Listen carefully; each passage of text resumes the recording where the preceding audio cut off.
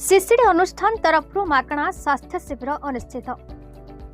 देसाई अनुष्ठान सहायतार सीसीडी अनुष्ठान पक्षर गजपति जिला आर उदयगिरी ब्लॉक मंगराजपुर पंचायत तरल सिंह ग्राम में एक स्वास्थ्य शिविर अनुष्ठित हो जाइछे।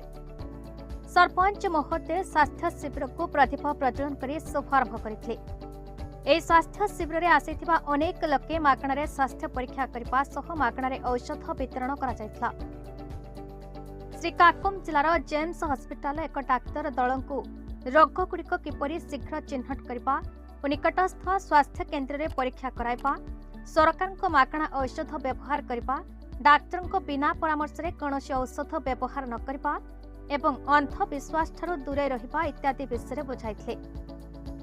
एही कार्यक्रम को देसाई अनुष्ठान जिला संयोजक विजय प्रधान प्रत्यक्ष तत्वावधान में आंचलिक संयोजिका इंदुमती देवी परिचालना करथिले एवं देवाशीष पाइक करुणाकर नायक एथिरे सहयोग करथिले। एही स्वास्थ्य शिविर में 100 रु अधिक लोके उपकृत हेबा सह सीसीडी अनुष्ठान को अनेक साधुवाद जणाइछन्ति और देसाई अनुष्ठान पक्षरु एहीपरि कार्यक्रम आगकु मध्य जारी रखिबा पई अनुरोध करिसन्ति।